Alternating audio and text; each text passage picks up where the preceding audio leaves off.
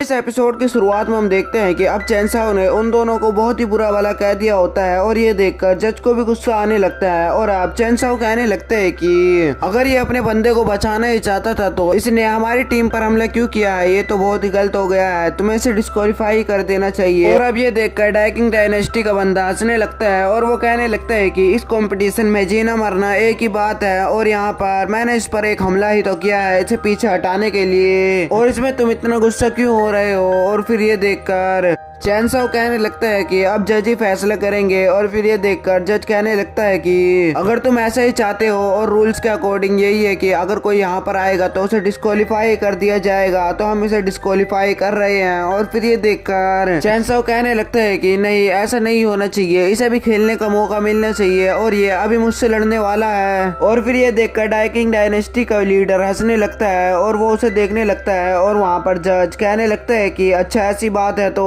अब कोई भी बीच में कुछ नहीं बोलेगा, ये मैच कंटिन्यू ही करा जाएगा। और फिर हम देखते हैं कि और अब डाइकिंग डायनेस्टी का लीडर अपने बंदे को वापस से भेज देता है और ये देखकर चैनसाओ सोचने लगता है कि अब क्विंसी इससे हार सकती है तो क्विंसी को बाहर जाने के लिए कह देता है। और फिर ये देखकर डाइकिंग डायनेस्टी का लीडर कहने लगता है कि ये इससे डिस्क्वालीफाई हो जाएगी क्योंकि रूल्स यही है, अगर कोई भी बाहर जाएगा तो वो अपनी हार ही मानेगा। और फिर ये देखकर चैनसाओ कहने लगता है कि हमें कुछ भी फर्क नहीं पड़ता है और वो क्विंसी से कहने लगता है कि तुम वहाँ पर आराम से खड़ी हो जाओ और वहाँ पर आराम करो। और फिर ये देखकर वो वहाँ से चली जाती है और ये देखकर डाइकिंग डायनेस्टी का बंदा कहने लगता है कि अभी थोड़ी देर रुक जाओ, अपने बंदों को तुम्हें आखिरी बार तो देखने दो। और फिर ये देखकर चैनसाओ उस पर लगातार हमला करने लगता है और उसकी इतनी ज्यादा स्पीड होती है जिसकी वजह से वो उसे देख भी नहीं पा रहा होता है और अब भी वो और कॉन्फिडेंस में ही रहता है। लेकिन चैनसाओ अब उसके माथे में एक ही बार में स्वॉर्ड डालकर निकाल देता है और इसकी वजह से वो वहीं पर मर जाता है और गिर जाता है। और वो कहने लगता है कि तुम जब से इसी बकवास के लिए यहाँ पर खड़े थे और आप वहाँ पर सब हैरान होने लगते हैं कि इसने एक ही हमले में डाइकिंग डायनेस्टी के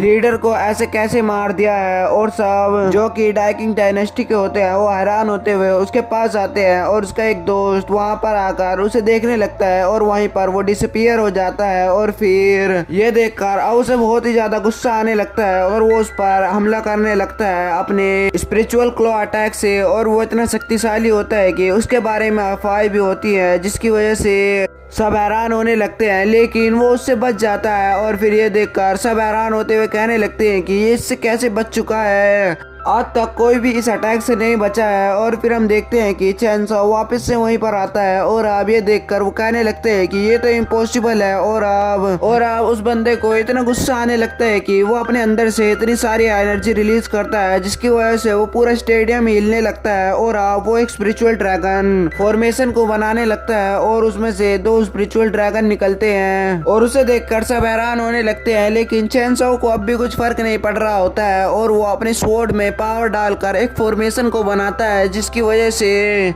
उस फॉर्मेशन में से बड़ी बड़ी स्वॉर्ड बाहर निकलने लगती हैं और उस ड्रैगन के मुंह में जाकर उसको अंदर से ही अलग अलग जगह से काट देती हैं और वहीं पर उसकी फॉर्मेशन ब्लास्ट हो जाती है। और अब ये देखकर वो फिर से हैरान होने लगता है और अब वो अपने आसपास शील्ड लगा लेता है। और फिर ये देखकर चैनसाओ कहने लगता है कि तुम्हें सचमुच लगता है कि ये मुझे तुम्हें मारने से रोक लेगी, ये सब कुछ बकवास है। और फिर ये कहकर वो वहाँ पर हमला करता है और उसकी शील्ड टूट जाती है और अब वो बंदा वहाँ से थक कर भागने लगता है। और फिर ये देखकर वो कहने लगता है कि अब तुम भागने की कोशिश क्यों कर रहे हो, और वो अपनी स्वॉर्ड को उसके पीछे लगा देता है। और अब वो जहाँ पर भी जा रहा होता है उसकी स्वॉर्ड उसका पीछे ही कर रही होती है और आखिर में वो स्वॉर्ड से लड़ने की कोशिश करता है, लेकिन वो स्वॉर्ड उसके आर पार हो जाती है और वो वहीं पर नीचे गिरने लगता है और बहुत ही तेजी से वहाँ पर नीचे गिरकर डिसअपीयर हो जाता है। और वो भी मर चुका होता है। उसे देखकर डाइकिंग डायनेस्टी के बंदे हैरान होने लगते हैं और आप सब उससे डरने लगते हैं क्योंकि उसने बहुत ही बड़े बड़े योद्धाओं को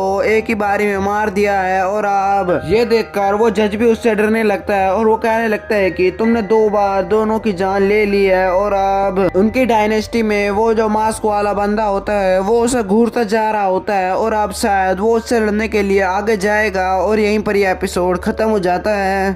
不过如此，让你见识一下什么才叫真正的无寒剑法。